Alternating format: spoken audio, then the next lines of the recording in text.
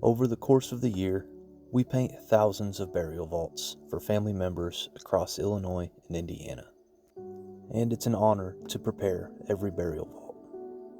But from time to time, my boss gives me the artistic freedom to customize and to personalize burial vaults where families have given us some type of a special request. For this burial vault, the person who was laid to rest was an avid hunter, and the funeral director asked us if we could create a camouflage burial vault. Now, over the course of 8 years, I've probably done around 4 or 5 different camouflage burial vaults. Sometimes we use leaves and sticks and spray paint to create a realistic camouflage. Other times, like today, I went ahead and Googled a stencil and drew out the camouflage design on the lid of this Wilbert Continental using chalk.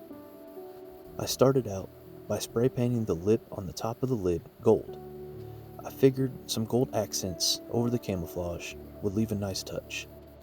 Since it's a Wilbert Continental, it has 6 decorative handles. So I will paint those gold as well, and the nameplate will be gold. To start, I'll be using the Wilbert color called Strentex, which is a shade of brown, but it also has a metallic finish when it dries. This type of paint is fairly thin though, so it will take 2 coats. Vaults like the Wilbert Continental, the Citadel, the Venetian, all of the metal line vaults, have a textured pattern on the sides that we use a sponge to highlight, giving a 2-tone look to the areas of the vault that are textured with this pattern. That being said, making a camouflage pattern in this area would be extremely difficult, so my plan is to put the brown base coat with the dark hunter green highlight over the top.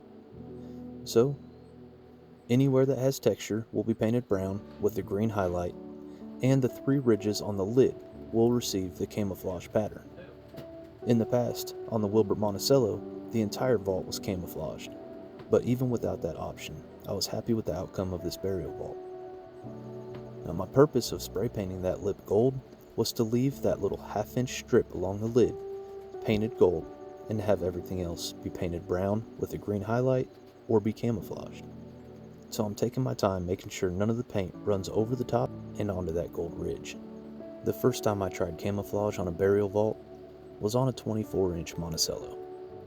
That particular burial vault is designed for much smaller caskets, so it was very important for me to have that paint job come out correctly, exactly the way that the family wanted it for a young child.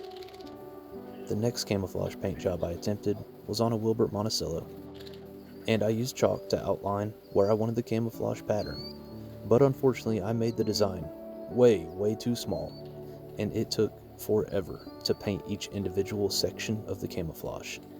So on the edges of the lid on this vault, I made the design slightly larger to make sure I could complete the paint job in time. This video was taken over the course of around 3 days, working on it an hour before work, an hour after work, totaling around 5 or 6 hours.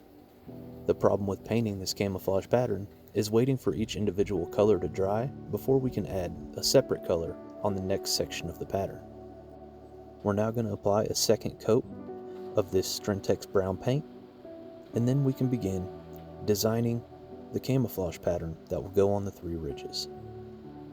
It is an honor to be able to paint one of these vaults whenever someone asks for something in particular, and I really do plan out each vault and make sure that we have the paints necessary for whatever theme that the family or the funeral home is requesting.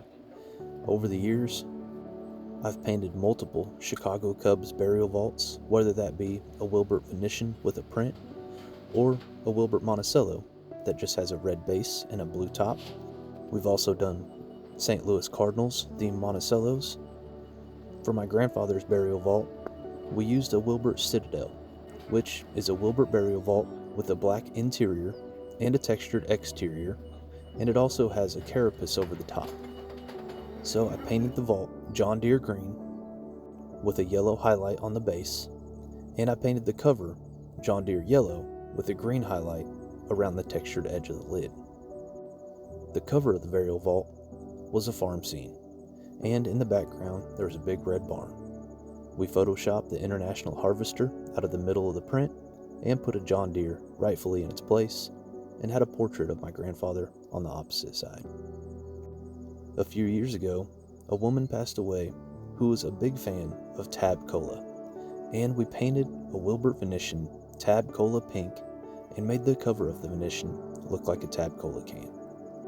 I worked a service a few years back for one of my boss's family members who was a Fighting Illini fan, and I painted that base royal blue with an orange highlight, and I painted the lid orange with a royal blue highlight. The emblem on that vault was the Fighting Illini eye.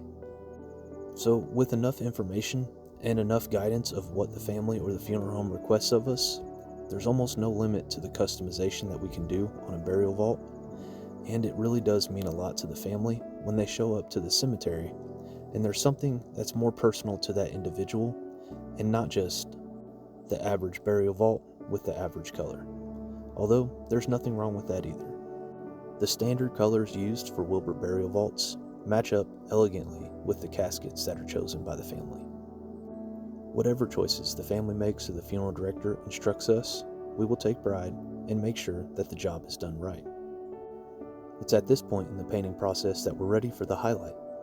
Achieving the two-tone look is fairly simple. We use a sponge and paint. Soak the sponge in paint and lightly brush the sponge over the sides of the textured area.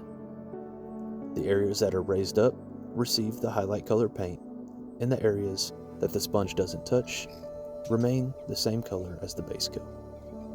Now this highlight will take multiple coats because of the fact that normally when we highlight a burial vault, we have paint thickening powder for the standard colors that make it easier for the paint to stick over the raised edges.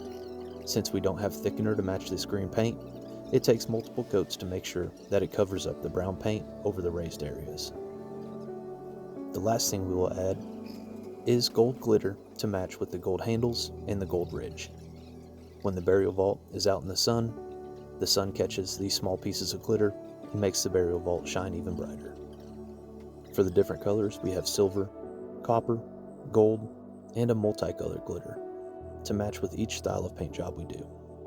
And this is what a Camouflage Wilbert Continental looks like installed and ready for the family to arrive in the cemetery.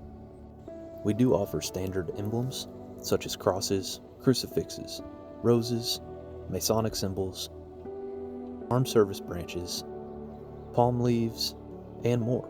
But when a family or a funeral director requests something in particular, we can print almost anything in our shop to make sure that the emblem matches up with the theme that the family chose for the vault. For this camouflage vault, we chose a white-tailed buck. Thank you for watching this burial vault preparation video. Take care, and God bless.